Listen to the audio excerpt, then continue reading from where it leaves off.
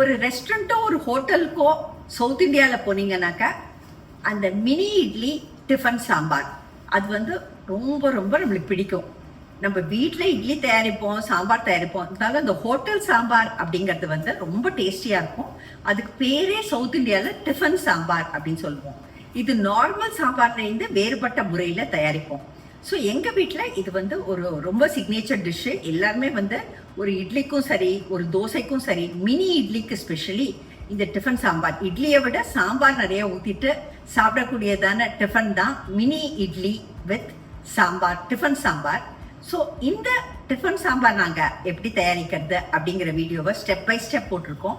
Mini idli மேலே இந்த tiffin சாம்பாரை ஊற்றிட்டு எப்படி சர்வ் பண்ணுறது அப்படிங்கிற வீடியோவும் இதோ உங்கள் ஸ்க்ரீனில் வருது. கண்டிப்பாக போய் பாருங்கள். முதல்ல ஒரு எலுமிச்சை அளவு புளியை எடுத்து அதை தண்ணியில் ஊற போட்டு அதை நல்லா ஒரு உலோக வடிகட்டியில் போட்டு கசக்கி வடிகட்டி புளி தண்ணீரை ரெடி பண்ணிக்கலாம். தனியா அல்லது கொத்தமல்லி விதைகள், கடலைப்பருப்பு, காரத்துக்கு தகுந்த அளவு மிளகாய் வற்றல் சேர்த்து வறுத்து பொடிச்சு தனியாக எடுத்துக்கலாம். ஒரு வாணலியில் கொஞ்சம் எண்ணெய் போட்டு அதில் பொடியாக இருந்த வெங்காயம், தக்காளி, பூண்டு பற்கள் எல்லாம் சேர்த்து நல்ல எண்ணெயில் வதக்கிக்கலாம். இதோட ஒரு டேஷ் ஆஃப் கொத்தமல்லி விதை, கடலைப்பருப்பு, மிளகாய் வற்றல் மூணையும் வறுத்து பொடி பண்ணதான பொடி, வறுத்து பொடித்ததான கருவேப்பிலை பொடி,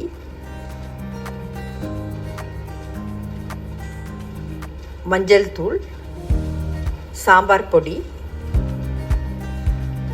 சீரகத்தூள், ஒரு டேஷ் ஆஃப் பெருங்காயம் எல்லாம் சேர்த்து நல்லா வதக்கி எடுத்துக்கலாம். இதை ஒரு மிக்சி கண்டெய்னருக்கு ட்ரான்ஸ்ஃபர் பண்ணிடலாம். மீன்வைல் தோரம்பருப்பை மஞ்சள் தூள், சீரகம் சேர்த்து நல்லா ப்ரெஷர் குக் பண்ணி எடுத்துக்கலாம். அந்த தோரம்பருப்பையும் இந்த மிக்சி கண்டெய்னரில் போட்டுட்டு தேவையான அளவு தேங்காயையும் மிக்சி கண்டெய்னரில் போட்டு அதை அரைச்சிடலாம்.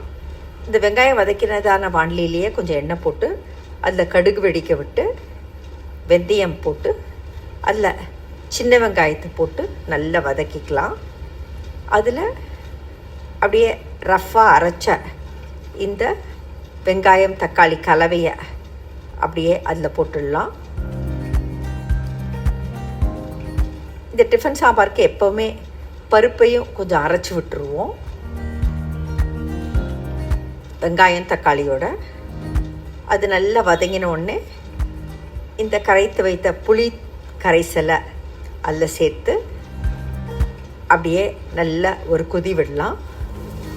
நல்லா அது கொதி வரைச்சி தேவையான அளவு உப்பு சேர்த்து அடுப்பு ஆஃப் பண்ணி கொத்தமல்லி தழைகள் தூவி இறக்கினா டிஃபன் சாம்பார் ரெடி. லாஸ்ட்டில் ஒரு டேஷ் ஆஃப் பெருங்காயமும் ஒரு எக்ஸ்ட்ரா வாசனைக்காக சேர்த்து சாம்பாரை ரெடி பண்ணியாச்சு, டிஃபன் சாம்பாரை. மீன்வைல் ஒரு மினி இட்லி தட்டில் கொஞ்சம் நல்லெண்ணெய் போட்டு ஒரு அந்த இட்லி குழியையும் அப்படியே நல்லா க்ரீஸ் பண்ணிக்கலாம். க்ரீஸ் பண்ணிவிட்டு ஃப்ரெஷ்ஷாக அரைச்சதான அந்த இட்லி மாவை ஒரு ஸ்பூனால் அப்படியே எடுத்து அந்த க்ரீஸ் பண்ணதான அந்த மினி இட்லி தட்டில் அப்படியே ஒரு குழியிலையும் ஒரு ஸ்பூன் அளவுக்கு அப்படியே ஊற்றலாம். ஊற்றி எல்லா மினி இட்லி தட்டுகளையும் இந்த மாதிரி மினி இட்லிகளாக நம்ம ஊற்றின உடனே அந்த இட்லி பிளேட்டை அப்படியே எடுத்துட்டு, இன்றைக்கி எங்கள் வீட்டில் நான் எலக்ட்ரிக் குக்கரில் ஸ்டீம் பண்ணுறேன்.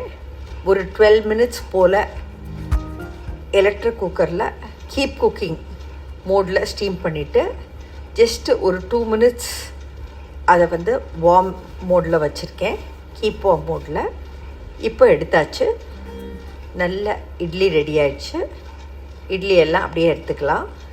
நல்ல ஒரு குழிவான பிளேட்டில் இந்த சாஃப்டான இட்லிகளை அப்படியே ஒன் ஆஃப்டர் அனதர் அரேஞ்ச் பண்ணிக்கலாம். ஒரு 8 அல்லது 9 அல்லது 10 இட்லி உங்களுக்கு எப்படி வேணுமோ அந்த மாதிரி நீங்கள் அரேஞ்ச் பண்ணிக்கலாம். பண்ணிவிட்டு நம்ம செஞ்சதான அந்த டிஃபன் சாம்பாரை இந்த இட்லிகள் மேலே அப்படியே ஊற்றலாம். நல்ல ஃப்ரெஷ்ஷாக காய்ச்சினதான ஒரு டேஷ் ஆஃப் நெய்யை அப்படியே ஜென்ரஸாக ஒரு அரை டீஸ்பூன் அளவுக்கு நம்ம அப்படியே அந்த மினி இட்லி வித் சாம்பார் மேலே அப்படியே ஊற்றலாம். ஊற்றினோன்னாக்கா சூப்பர்பான சவுத் இண்டியன் சிக்னேச்சர் டிஷ்ஷில் ஒன்றான mini idli with tiffin sambar தயார்.